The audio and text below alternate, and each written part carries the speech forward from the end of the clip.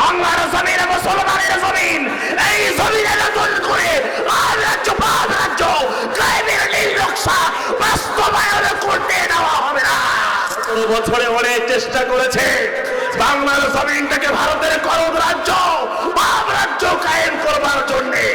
আমরা জেলে গিয়েছি, জুলুমের শিকার হয়েছি, কিন্তু বাংলার 1 ইঞ্চি মাটিকেও ভারতের হাতে ছেড়ে দেই নাই। চিল্লা বলে ঠিক না? যদি কখনো আমার মাথায় গুলি করে খুলি উড়িয়ে দিয়ে হকের আওয়াজকে কণ্ঠরুদ্ধ ওরা করতে চায়, আমার মৃত্যুর মধ্য দিয়ে যেন পৃথিবীর 7 মহাদেশের 250 কোটি মুসলমানের হৃদয়ে ইমানের আগ্নেয়গিরির অগ্নিস্ফুলিঙ্গ বিচ্ছুরিত হয়ে চিল্লা বলে ঠিক না? আমিও চাই আমার মৃত্যু যেন কোনো স্বাভাবিক মৃত্যু না হয়। তবে আমি এটাও বলতে চাই, যতদিন বাঁচব বাঘের বাচ্চার মতো বাঁচব। সিংহের ন্যায় 1000 বছর বেঁচে থাকার চেয়ে সিংহের ন্যায় 1 মুহূর্ত বেঁচে থাকা শ্রেয়। চিল্লা বলে নাকি না? সেই নেতা আমি হতে চাই, লাউড অ্যান্ড ক্লিয়ার। আল্লাহ আমারে যতদিন বাঁচিয়ে রাখেন, আমি আল্লাহকে বলেছি, আল্লাহ তোমার এই দুনিয়ার আমার চাওয়া পাওয়ার কিছু নাই।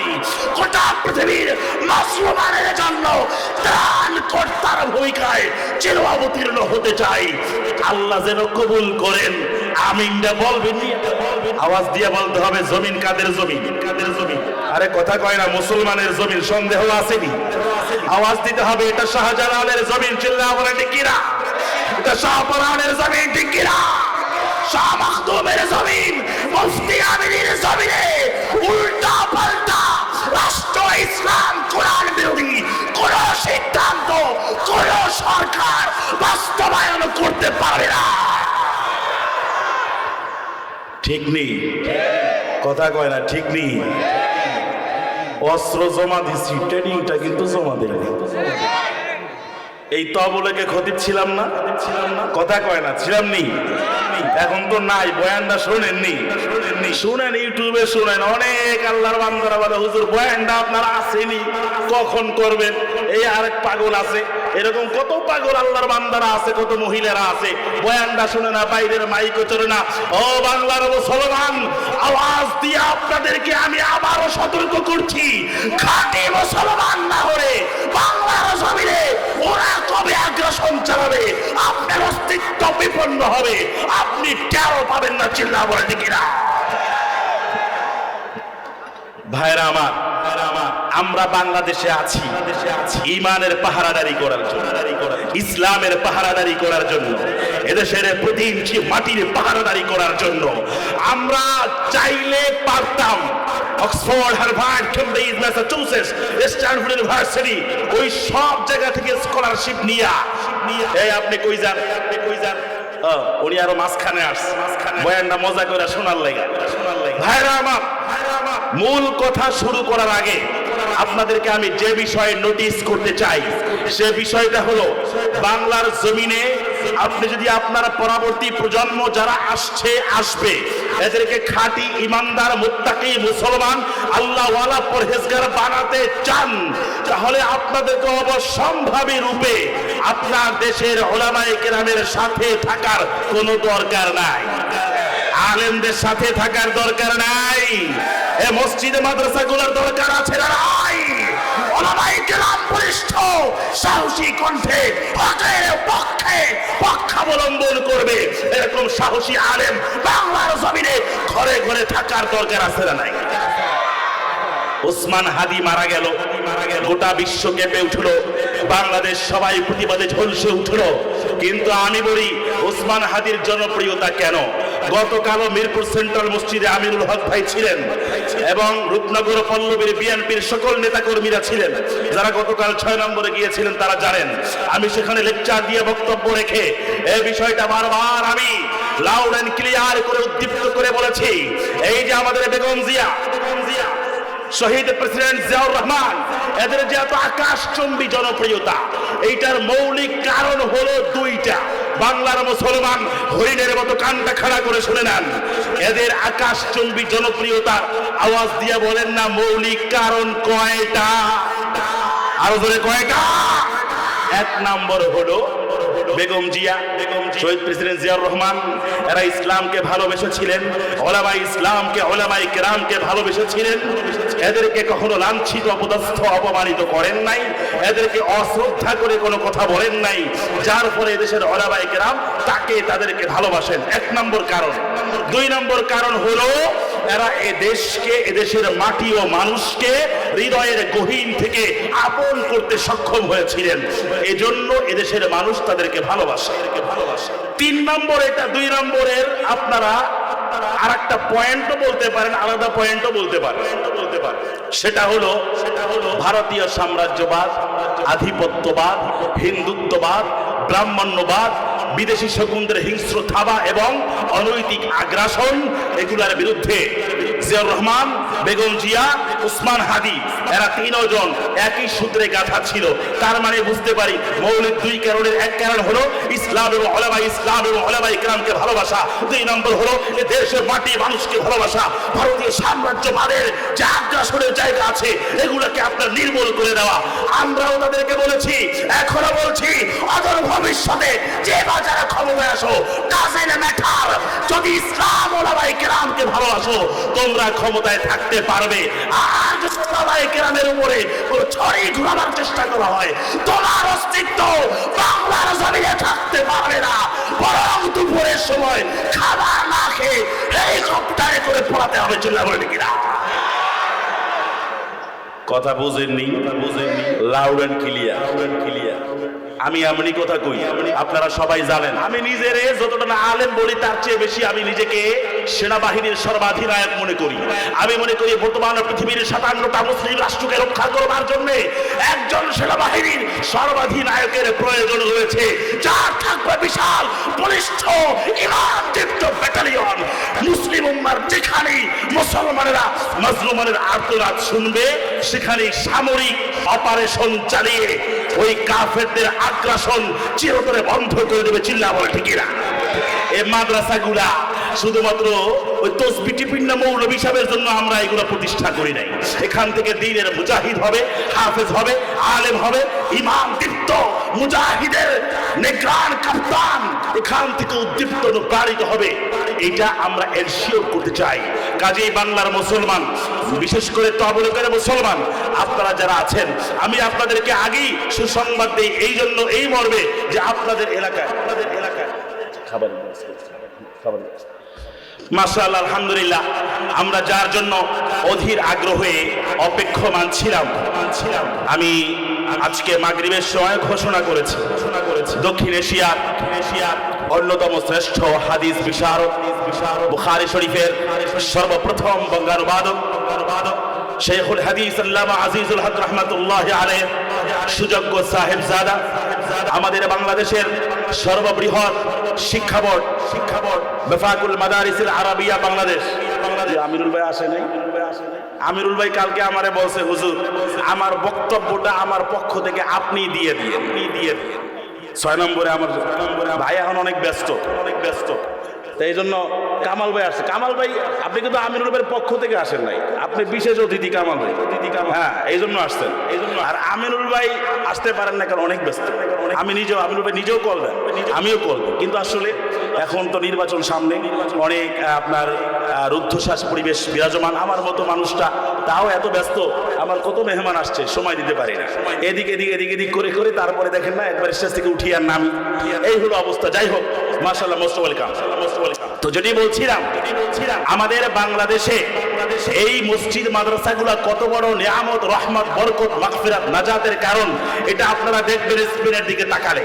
এই যে Spain, Barcelona, Real Madrid, Cordova, Granada, Russia, Bukhara, Samarkand, Uzbekistan, Turkmenistan, Tajikistan, এই সমস্ত জায়গাগুলোতে এক সময় তাফসিরে কুরতুবী রচিত হয়েছে। বুখারী শরীফ, মুসলিম শরীফ, তিরমিজি শরীফ, আবু দাউদ শরীফ, নাসাই শরীফ, ইবনে মাজাহ শরীফ, মুওয়াত্তা মালিক মুহাম্মদ, এগুলো রচিত হয়েছে। এই মাদ্রাসাগুলো না থাকার কারণে আজকে সেখানে মাদ্রাসাগুলা, মসজিদগুলা, গির্জা, পেগোডা আর চার্চে রূপান্তরিত হয়েছে, কিছু ক্ষেত্রে মন্দিরে রূপান্তরিত হয়েছে। কারণ কি?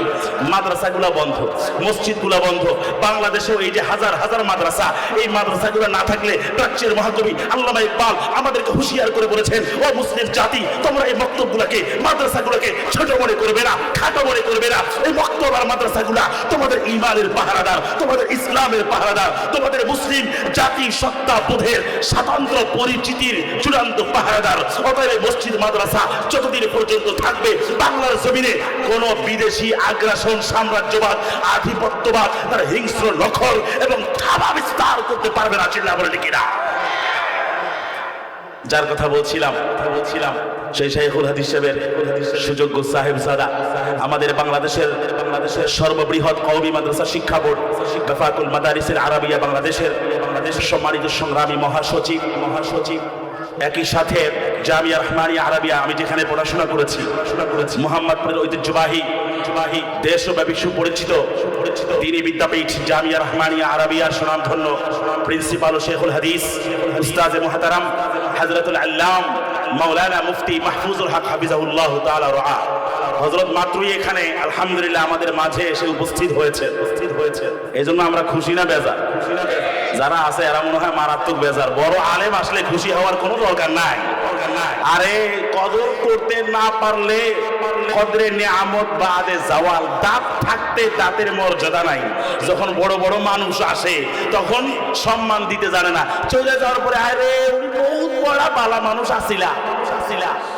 আমাদের সমাজে মরার পরে সম্মান দেওয়া শুরু হয়, মরার আগে ওই যখন নাকি ওই যে ওসমান হাদি এই যে আপনার লিফলেট দিছিল, অনেকে নেয়ও নাই, ওর মাথার উপরে পানি ফেলাইছে। যে বা যারা এগুলো করছে ওরা মনে হয় মনে মনে আফসোসটা করে, হায় রে কি কামরাই না করলাম। তো এই জন্য হুজুর আসছেন, আমরা মুগ্ধ, প্রীত, আপ্লুত, বিস্ময়ভূত, অভিভূত আমরা মাহফিল কমিটির পক্ষ থেকে এবং ব্যক্তিগতভাবে আমার পক্ষ থেকে জানাচ্ছি হুজুরকে ধন্যবাদ, মোবারকবাদ, আন্তরিক শুকরিয়া, প্রাণ ঢালা অভিনন্দন। হুজুর একটু রেস্ট নিয়ে খাওয়া দাওয়া পর্ব সেরে স্টেজে চলে আসবেন। আপনি মূলত ঘরের মানুষ তো ঘর কা মুরগি ডাল কা মান, ঘরের মুরগি হলো ডালের মতো। তারপরও মাশাআল্লাহ ডাইল দিয়ে যে এত খানা খায়, মানুষ খায়, এটা আপনাদের উপস্থিতি প্রমাণ করছে না আসলে ডাইল আসলে বাঙালিরা ভালো পছন্দ করে। ভাইরা আমার, আল্লাহ রাব্বুল আলামিন পবিত্র কোরআনে আওয়াজ দিয়া বলেন না কয়টা সূরা নাজিল করেছেন? একজন দুইজন, তাও আমার মাদ্রাসার ছেলে বস। এটা আপনাদের দোষ না, সারা বাংলাদেশ ঘুরি, সব জায়গায়, শহরে, বন্দরে, নগরে, কন্দরে, সর্বস্তরে, গ্রামে, শহরে, সব জায়গায় দেখে এই প্রশ্ন জিজ্ঞেস করলে তিন পতন নীরবতা বিরাজ করে কবরের মতো। কেমন যেন 114টা সূরার সংখ্যা এ বাংলার মানুষগুলো জানে না। কেমনে জানবে? আমার দেশের যে কারিকুলামগুলো আছে, national curriculum, British curriculum, national কারিকুলামের 2 version, Bangla version, English version, British কারিকুলামের ক্যাম্ব্রিজ, এডেক্সেল, দুবাই ভিত্তিক কানাডার কারিকুলাম, এগুলোর elementary, primary, secondary, higher secondary, honours, master, PhD level তথা প্রাক প্রাথমিক, মাধ্যমিক, উচ্চ মাধ্যমিক, স্নাতকোত্তর সহ উচ্চতর গবেষণামূলক যত পড়াশোনা আছে, কোনো জায়গায় ইসলাম নাই। বরং যা ছিল আমাদের মুসলিম প্রবন্ধকার, প্রাবন্ধিক, কবি, কলামিস্ট, সাংবাদিক, সাহিত্যিকদের গদ্য, পদ্য, প্রবন্ধ, নিবন্ধ, গবেষণা, রচনা, এই সবগুলোকে ঝেঁটিয়ে বিদায় করে এই বিগত বছরগুলোতে যত বামচন্দ্র, রামচন্দ্র আছে, এদের লেখা গদ্য পদ্য দ্বারা আমাদের শিক্ষা ব্যবস্থার কারিকুলামকে হিন্দুত্ববাদের একদম শেষ প্রান্তে উপনীত করা হয়েছে। চিল্লা বলে ঠিক না? আমরা আবার নতুন করে অপারেশন ইনচার্জ হিসাবে আবির্ভূত হয়েছে। এই জাতি বর্তমানে, মুসলিম উম্মাহ বর্তমানে আইসিইউতে ভর্তি আছে। এই আইসিইউ থেকে ইমানের অবস্থা আইসিইউর মতো, আমলের অবস্থাও আইসিইউর মতো, আকীদার অবস্থাও আইসিইউর মতো, ইসলামী শিক্ষা, দীক্ষা, তাহজিব, তামাদ্দুন, কৃষ্টি, কালচার, অনুষ্ঠান সবগুলো আইসিইউতে ভর্তি হয়ে আছে। এখান থেকে অপারেশন ইনচার্জ হয়ে যুগ জামানা পাল্টে দিতে চাই না হাজার জন, এক মানুষই আনতে পারে গোটা জাতির জাগরণ। দড়িতেছে দড়ি, ফুলিতেছে জল, ফুলিতেছে মাঝি পথ, ছেড়িয়াছে পাল, কে ধরিবে হাল, আছে কার হিম্মত, কে আছে জোয়ান, হও আগুয়ান, আর কিছে ভবিষ্যৎ, তুফান ভারী, দিতে হবে পারি, নিতে হবে তরি পার, দুর্গম গিরিকান তার মরু, দুস্তার বারবার, লঙ্ঘিত হবে রাত্রে নিশীথে, যাত্রীরা হুঁশিয়ার। গলাটা কিন্তু কয়েক সপ্তাহ ধরে ভাঙ্গা, গলা ভাঙ্গা হইলে কি হইব, ইমানটা কিন্তু ভাঙ্গা না। কারণ কবি নজরুল বলেছেন নয়া জামানা কবিতা রচনা করে, বাজছে দামামা বাঁধে মামা সেই উঁচু করে মুসলমান দাওয়াত এসেছে নয়া জামানার, ভাঙা কিল্লায় উড়ে নিশান চিল্লা বলে ঠিক না? আমাদের গলা ভাঙা হতে পারে, কিন্তু ইমানের ব্যাপারে, আমলের ব্যাপারে, ইসলামের ব্যাপারে, আমাদের মুসলিম জাতিসত্তা বোধের অস্তিত্ব টিকিয়ে রাখবার ব্যাপারে, আমাদের এই মাটি মানুষের স্বাধীনতা সার্বভৌমত্ব অক্ষুণ্ণ টিকিয়ে রাখবার ব্যাপারে আমরা বিন্দু মাত্র কম্প্রোমাইজ করতে রাজি না। আমাদের কণ্ঠস্বরকে আমরা নিচু করতে রাজি না। আমাদের কণ্ঠস্বরকে ইমানের দাবিতে, ইসলামের দাবিতে, এ দেশ ও জনতার দাবিতে আমরা উচ্চকিত বলিষ্ঠ করেই ছাড়বো, করেই যাবো। মৃত্যু আজীবন কেউ এটাকে আমার দেহে এক ফোঁটা রক্ত থাকা পর্যন্ত স্তব্ধ করতে পারবে না। চিল্লা বলে দেখি না। আগে বাদে গুরগো জাদা গুরগো সাওয়াত, অবশেষে আল্লামা শেখ সাদির ভাষায় বাঘের বাচ্চা বাঘই হয়। আমার বাড়ি তো বাঘের হাট, অনেকে কয় বাঘের হাটের বাঘের বাচ্চা, কইবই না যেমনে হুঙ্কার টুঙ্কর সারি। আমার জীবনের কোনো মায়া দয়া নাই। ওসমান হাদির কারণে বাংলাদেশ যাচ্ছে। আমি আমার 6 নম্বর মসজিদের সব কমিটি এখানে আছে মাশাআল্লাহ, এগুলো খাইতে বয় দিয়ে আমি কই আপনারা এনে বলুন যে আমি আয়োজন। যারা ময়মনসিংহে আছেন আপনারা ভুলটুল ধরেন না, আমি আবার অত ভালো পারি না।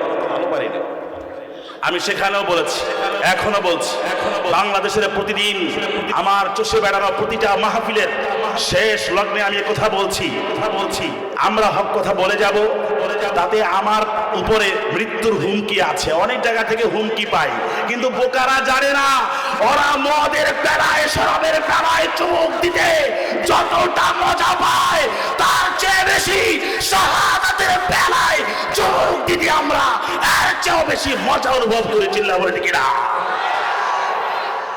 শাহাদাত মুমিনের জান্নাতে যাওয়া সবচেয়ে শর্টকাট রাস্তা। চিল্লা বলে ঠিক না?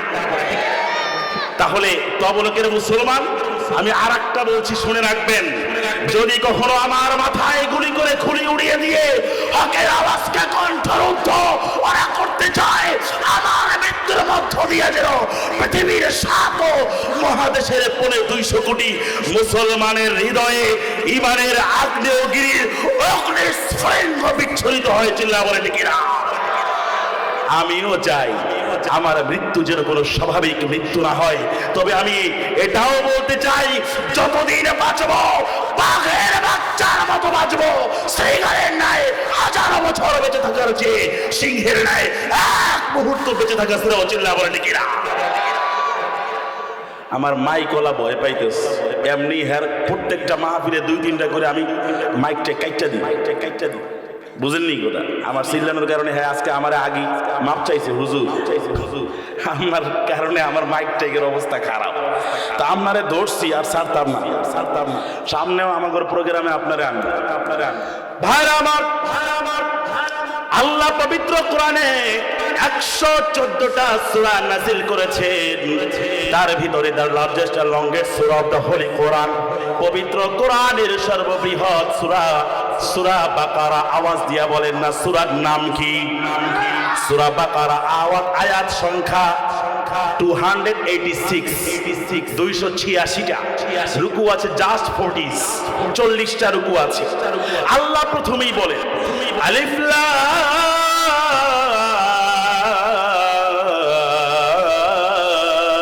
মিম। এটার অর্থ পৃথিবীর কেউই জানে না। সমস্ত তাফসীরের কিতাবে অক্ষমতা অপারগতা প্রকাশ করে শুধুমাত্র এই সেন্টেন্সই লেখা হয়েছে ব্যাখ্যার ক্ষেত্রে আল্লাহু আ'লামু বিমুরাদিহি বিযালিক। এটার ব্যাখ্যা পৃথিবীর কেউই জানে না। লা ইয়ালামু তা'ওয়িলাহু ইল্লাল্লাহ, আল্লাহ ছাড়া কেউ জানে না। এমন কি আমার নবী যার উপরে কোরআন নাযিল হয়েছে, আকায়ে নামদার তাজদারে মদিনা জনাবে মুহাম্মদ মুস্তাফা আহমদ মুজতবা নবী আখিরুজ জামান সরওয়ারে কায়নাত সরকারে দো জাহাঁ মুহাম্মদ মুস্তাফা বিশ্ব সভার সভাপতি মুহাম্মদুর রাসূলুল্লাহ সাল্লাল্লাহু আলাইহি ওয়াসাল্লামও জানেন না। তাহলে এটা কেন আয়াত নাযিল করলেন আল্লাহ? পবিত্র কোরআনের প্রায় 29টা সূরার শুরুতে এগুলাকে বলা হয় আল হুরুফুল মুকাত্তাআত। এগুলা দিয়ে সূচনা করা হয়েছে প্রায় 29টা সূরা। যেমন এখানে আছে আলিফ লাম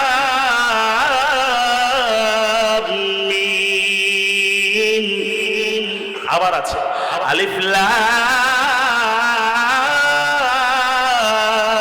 রা।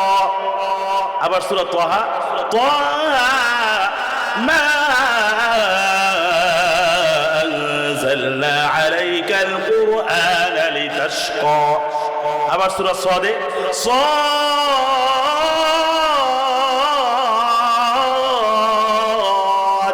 ওয়াল কুরআনি লিযিকর। আবার সূরা কফ কফ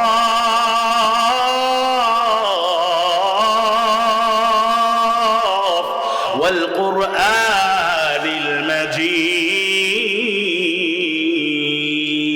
সবগুলা বলার সময় নাই, সময়ের পরিসর খুবই সংক্ষিপ্ত। হুজুর আসবেন, আমার আলোচনাও শেষ। তার আগ পর্যন্ত একটু মনে করে আপনার করে গুছায়া টুছায়া হুজুরের হাতে প্লেট আকারে তুলে দিতে হবে না, এই জন্য আর কি বসছি। আল্লাহ রাব্বুল আলামিন এই ছোট ছোট আল হুরুফুল মুকাত্তাআত দিয়ে পবিত্র কোরআন এই সূরাগুলোর সূচনা করেছেন গোটা পৃথিবীর মানুষদেরকে এই কথা প্রুফ করবার জন্য, বুঝাবার জন্য। এই কোরআন যদি কোনো মানবের পক্ষ থেকে অবতীর্ণ কিতাব হতো তাহলে এই কোরআনের এটাও আসেনি। আরে মুসলমান আওয়াজ দেয় না, কোরআনে কোনো সন্দেহ আসেনি। অতএব আজকের পর থেকে ফ্রম টুডে ফ্রম নাও মানব রচিত সকল তন্ত্র মন্ত্রের খবর রচনা করে ইসলামী তন্ত্র কোরআনী মন্ত্রে উজ্জীবিত হতে কারা কারা যে আছেন দু হাত তুলে আমাকে দেখা। লিল্লাহি তাকবীর, মাশাআল্লাহ মাশাআল্লাহ। ভাইরা আমার, মক্কার কাফেররা দিনের বেলা পার্লামেন্টে আমার নবীর বিরুদ্ধে, কোরআনের বিরুদ্ধে আইন পাশ করত।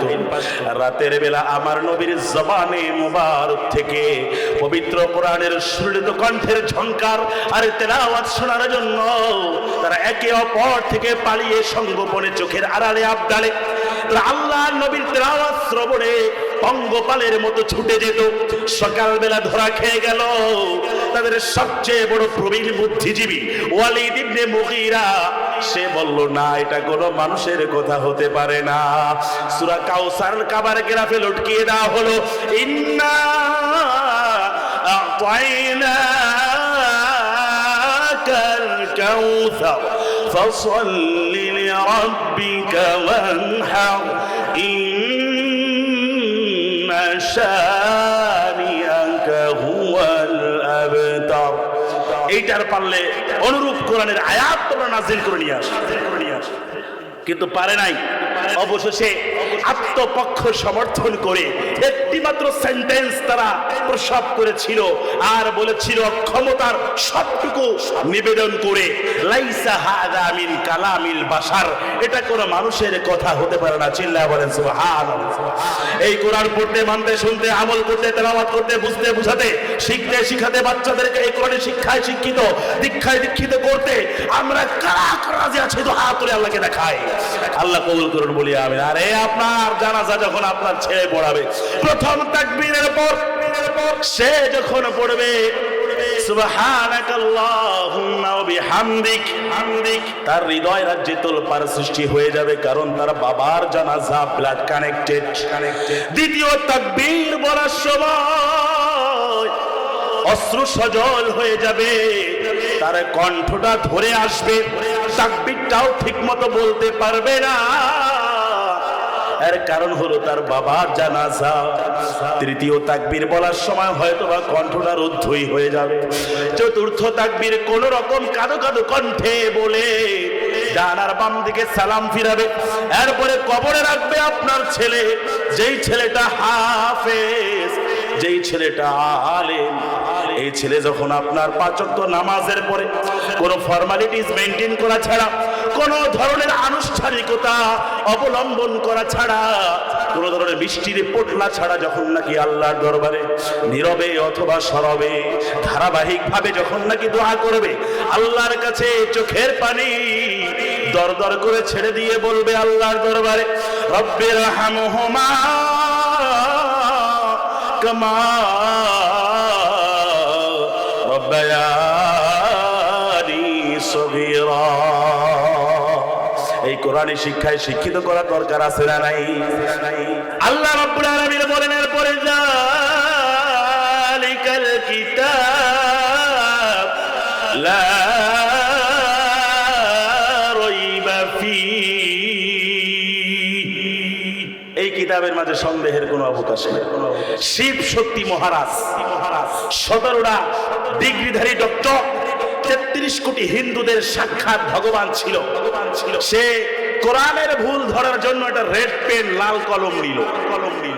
এরপরে কোরআনের একটু সামনে যায়, রেড ক্রস দেয়, আবারও সামনে যায়, আবারও সন্দেহযুক্ত জায়গার সমাধান পেয়ে যায়, আবারও সামনে যায়, আবারও সন্দেহ হয়, আবারও রেড ক্রস দেয়, আবারও সামনে যায়, আবারও এটার সমাধান পেয়ে যায়, আবারও কেটে দেয়। এভাবে করতে করতে বারবার লাল কালি মারে, আবার কাটে। এরপরে দেখলো কোরআনে ভুল নাই, বরং তার চিন্তার আগা গোড়া A to Z সবটাই ভুল। এরপরে সে বুঝে শুনে স্বেচ্ছায় সজ্ঞানে কোরআন পড়ে ইসলামের সুশীতল ছায়াতলে আশ্রয় গ্রহণ করে তার পরিবর্তিত নাম হয়েছে ইকরামুল হক। বাবরি মসজিদ 1992 সালে 6 ডিসেম্বর তৎকালীন উগ্র হিন্দুত্ববাদী প্রধানমন্ত্রী ছিল নরসিমা রাও। তার সময় ভারতের উত্তরপ্রদেশের অযোধ্যায় অবস্থিত 1528 খ্রিস্টাব্দে বাদশাহ জহিরুদ্দিন মোহাম্মদ বাবর কর্তৃক প্রতিষ্ঠিত আমাদের ঐতিহাসিক মুসলমানদের কলিজা বাবরি মসজিদকে ওরা নির্মমভাবে শহীদ করে দিয়েছে। ওরা মনে করেছে এর ভিতর দিয়া ভারতবর্ষে আমরা যে মুসলমানেরা 800 বছর রাজত্ব করেছি, এটার সব নাম নিশানা মুছে ফেলবে।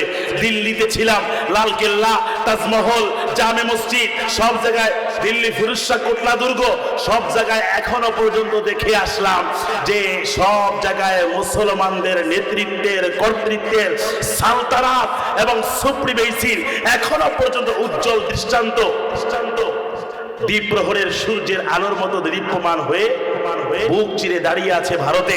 এ কথার জানান দিচ্ছে যে ভারত মুসলমানের, এ বাংলাদেশ মুসলমানের, এ কাশ্মীর মুসলমানের, এ পাকিস্তান মুসলমানের। সারে জাহাं हमारा आसान ही मिटाना, नामो निशा हमारा तौहीद की अमानत सीनों में है हमारा, आसान ही मिटाना नामो निशा हमारा, चीनो अरब हमारा, हिंदुस्तान हमारा, कुल कायनात हमारा। বাংলা সহ গোটা পৃথিবী একমাত্র মুসলমানদের চিল্লা বলে ঠিক না?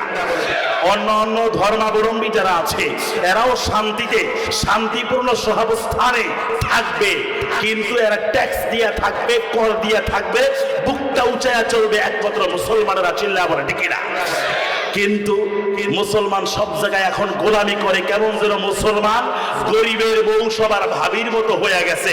খ্রিস্টানদের কিছু হলে ইউরোপীয় ইউনিয়ন ওরা গর্জে উঠে, হিন্দুদের কিছু হলে ভারত চেঁচামেচি করে উঠে, আর ইহুদিদের কিছু হলে মধ্যপ্রাচ্যের বিস্ফোরা ইহুদিবাদী রাষ্ট্র ইসরায়েল ওরা কুকুরের মতো ঘেউ ঘেউ করে, আর বৌদ্ধদের কিছু হলে চীন গর্জে উঠে।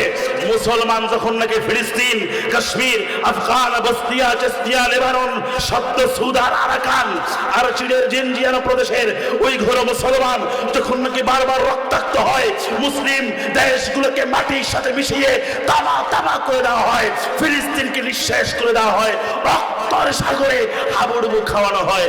মুসলিম এমন কোন বুকের পাড়াওয়ালা নেতা নাই যে নাকি এটার বিরুদ্ধে, কোন হত্যার বিরুদ্ধে হুঙ্কার ছেড়ে সামরিক অপারেশন চালিয়ে ওদের এই আগ্রাসন বন্ধ করে দিবে। এমন কোন নেতা বর্তমানে আসেনি। এই কথা বলে না, আসেনি। সেই নেতা আমি হতে চাই, লাউড এন্ড ক্লিয়ার। আল্লাহ আমারে যতদিন বাঁচিয়ে রাখেন, আমি আল্লাহকে বলেছি, আল্লাহ তোমার এই দুনিয়ার আমার চাওয়া পাওয়ার কিছু নাই, গোটা পৃথিবীর মুসলমানের জন্য ত্রাণকর্তার ভূমিকায় চির অবতীর্ণ হতে চাই। আল্লাহ যেন কবুল করেন।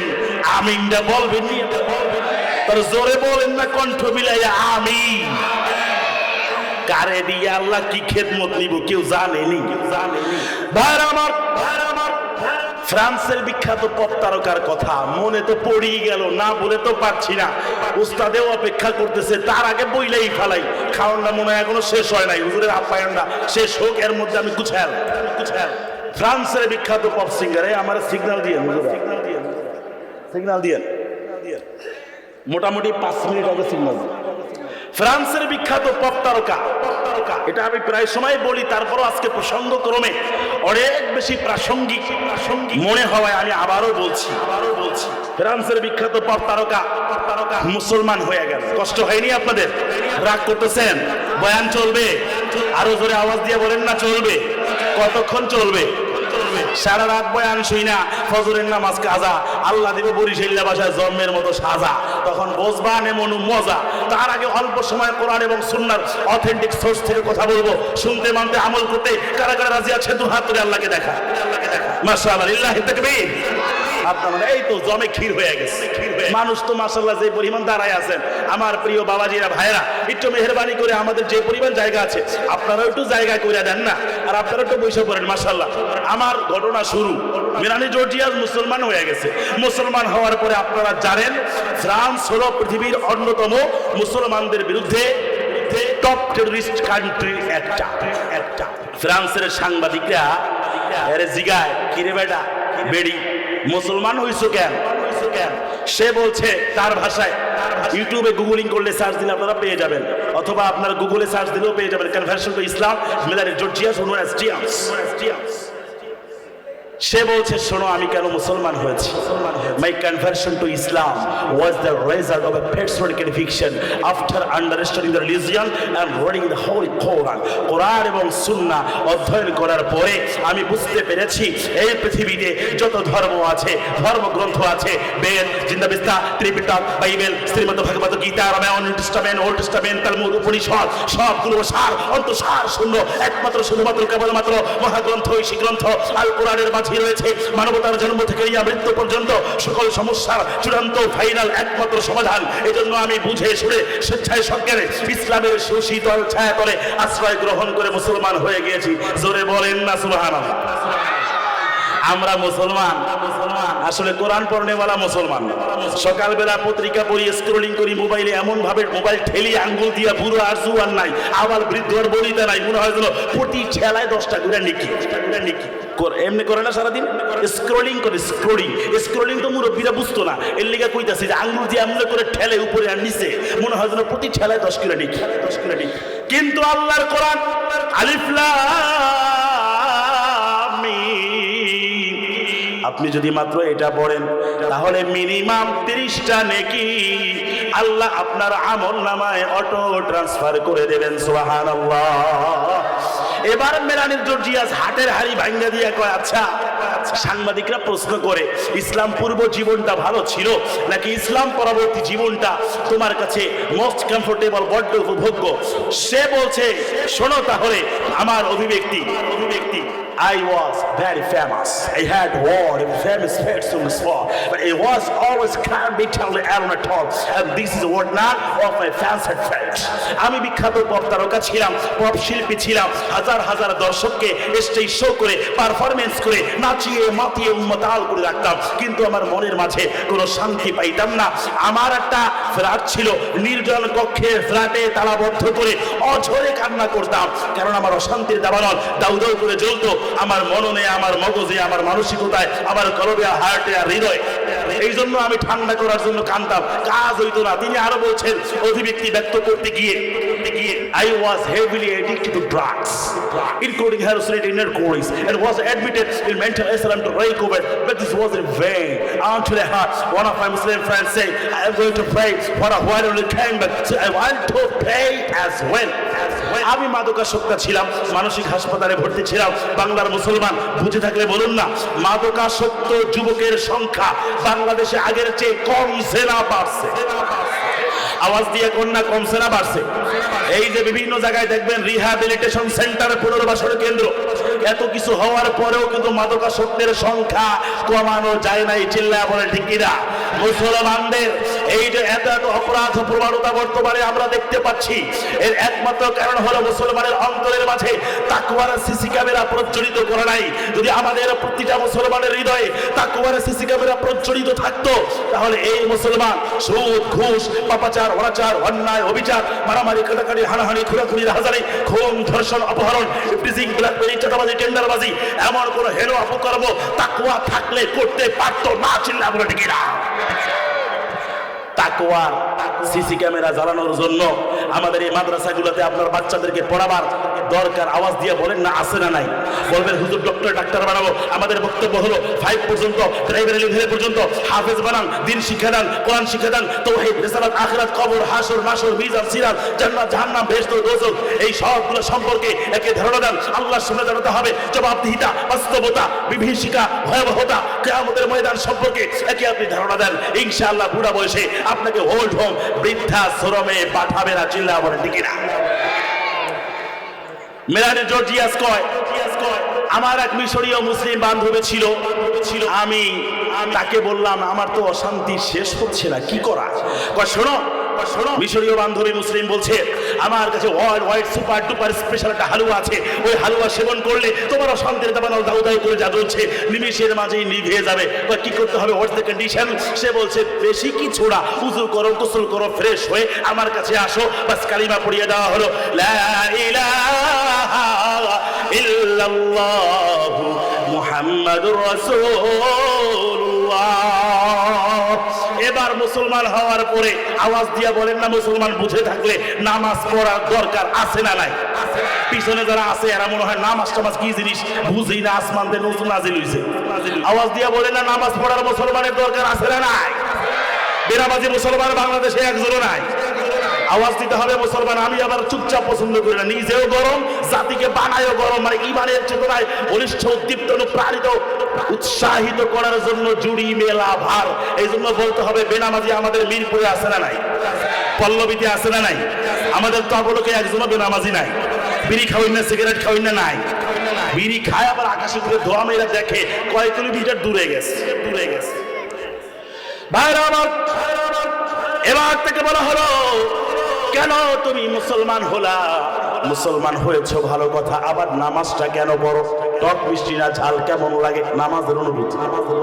তিনি বলছেন it was the first time that I touched the fourth hand and I have a strong feeling that kneeling in prayer shouldn't be done to anyone but Allah subhanahu wa ta'ala। এটা ছিল আমার জীবনের সর্বপ্রথম মুহূর্ত যে আমি আমার ললাটকে, আমার কপালকে মাটির সাথে টাচ করলাম এবং আমার জীবনে এমন একটি নতুন অনুভূতি উপলব্ধির সৃষ্টি হয়েছে। কপাল বাড়িয়েছেন আল্লাহ, ললাট বাড়িয়েছেন আল্লাহ। অতএব এই মাথা কখনো রাশিয়া, চীন, Japan, France, Hindustan, Delhi, Beijing, Washington কোন এলাকার নেতা, খাতা, পাতি নেতার সামনে এই মাথা অবনমিত হতে পারে না। এই মাথা একমাত্র আল্লাহর কুদরতি কদমে সেজদায় লুটিয়ে পড়বে। চিল্লা বলে ঠিক না? আল্লাহর কুদরতি কদমে এই মাথা ঠুকাতে কারা কারা রাজি আছেন? তো হাত ধরে আল্লাহকে দেখা, হাত না বানা। আল্লাহ একবার বলেন লাগাও তো সর উসকে আগে লাগাও, ঝুকাও তো সর উসকে আগে ঝুকাও। মাথা যদি নোয়াতে হয় ওই রবের সামনে নোয়াও। কোনো কিছু যদি চাইতে হয় এমনকি তোমার জুতার ফিতা ছিঁড়ে যায়, এটাও তুমি আল্লাহর কাছে চেয়ে ব্যবস্থা করে নাও। আমাদের অবস্থা হলো নেতার পিছনে ঘুরতে ঘুরতে জুতার তলা কয়টা যে ক্ষয় করে নিজেও জানে, আছে না নাই? আরে কথা কয় না, আছে না নাই? আমি আবার ওই কারণ নেতার পিছনে ঘুরতে পারি না, আমার এই অভ্যাসটা নাই গা। থাকবো না আজীবন, লাগবো না। আল্লাহ আমার যা দিছে আলহামদুলিল্লাহ, কিছু না দিলেও আলহামদুলিল্লাহ। আর যদি কোনো কিছুই না দেয়, কোরআন আর সুন্নাহ দিয়ে যে এই কলজেটা হৃদয়টা ভইরা দিছে, এতে আলহামদুলিল্লাহ আমৃত্যু আজীবন শুকরিয়া আদায় করেই যাব। শুকরিয়া আদায়ের মতো কোরআন এবং সুন্নাহ আমাদের জন্য সবচেয়ে বড় সম্পদ কিনা? সবচেয়ে বড় সম্পদ কিনা? ভাইরা আমার, এবার ওই মহিলাকে জিজ্ঞাসা, আচ্ছা বুঝলাম এত কিছু, বোরকাটা পরো কেন? বোরকা পরে একজনে, চুলকায় আর গরম লাগে আর একজনের। এমন চুলকাই না মুসলমান বাংলাদেশে একটাও নাই। আমার কত মুসলিম বোর্ড স্কুলে পড়ে, কলেজে পড়ে, ইউনিভার্সিটি পড়ে, প্রাইভেটে পড়ে, পাবলিকে পড়ে, এরপরে physics, chemistry, biology, zoology, accounting, management, BBA, MBA, কত এখন ফ্যাকাল্টি অনুষদ হয়েছে। এগুলা পরে আমাদের বয়ান শোনার পরে ওই বোনটা পর্দানশীল হয়েছে। কিছু নাস্তিক মার্কা প্রফেসর আছে, এরা কয় তুমি লাইফ টেন জীবন্ত তাবু, বোরকা পরা যাবে না। বাংলার জমিনে ওদেরকে আবার স্বাধীন বাংলায় রক্ত লাল স্বাধীনতার পরে তোমাদেরকে হুঁশিয়ার করে বলছি, আমার কোনো বোনকে বোরকা পরার কারণে যদি তুমি অপমান করো, বাংলার জমিন থেকে ন্যানো সেকেন্ডের মধ্যে তোমাকে অবাঞ্ছিত ঘোষণা করা হবে। চিল্লা বলে কিনা? এদেশে থাকলে দাড়ি টুপি পাঞ্জাবি জুব্বা পাগড়ি হিজাব নিকাব অবগুণ্ঠের পর্দা এগুলো নিয়েই তোমাকে থাকতে হবে, বাঁচতে হবে। তসলিমা নাসরিনের মতো হইলে ওই যেখানে পালাইয়া আছে এখনো পর্যন্ত তোমরাও সেখানে চইলা যাও। এটা বাংলাদেশ, এটা মৌলবাদের মুসলমান। মূল হলো কোরআন, মূল হলো হাদিস। আমরা এই জন্য মৌলবাদী। আমগরে অনেকে কয় না ফান্ডামেন্টালিস্ট। আমরা মৌলবাদী কারণ আমরা মূল নিয়ে আসি। মূল হইল কোরআন, মূল হইল হাদিস, মূল হইল আল্লাহ, মূল হইল রাসূল, মূল হলো জান্নাত। ঠিক কি না? এই জন্য আমরা মৌলবাদী, এই যে ফান্ডামেন্টালিস্ট, এই জন্য আমরা এই ফান্ডামেন্টালিজম, এই মৌলবাদ আমরা ধারণ করতে চাই, তথাকথিত মৌলবাদ নয়। ভাইরা আমার, এবার থেকে প্রশ্ন করা হলো বোরকা কেন পরো? কষ্ট হয়নি আপনাদের? রাগ করতেছেন? বাকিটা বলে আমি বলবো। আচ্ছা, এবার তারে বলা হলো তুমি বোরকা পরো কেন? তিনি বলছেন ও আমার মহিলাদের জন্য তো ব্যবস্থা আছে, বাইরেও তো মাশাআল্লাহ 23টা হর্ন দিচ্ছেন না ভাই, 23টা দেওয়া আছে। তো মোটামুটি মাশাআল্লাহ মা বোনেরা হরিণের মতো কানটা খাড়া করে শুনেন তিনি কি জবাব দিয়েছিলেন। নবমুসলিম আমরা আসলে বাঙালিরা অথবা বর্তমান 57টা মুসলিম রাষ্ট্রের যারা মুসলমান, আমরা সবাই জন্মসূত্রে মুসলমান, কর্মসূত্রে মুসলমান হতে পারি নাই। চিল্লা বলেন ঠিক কিনা?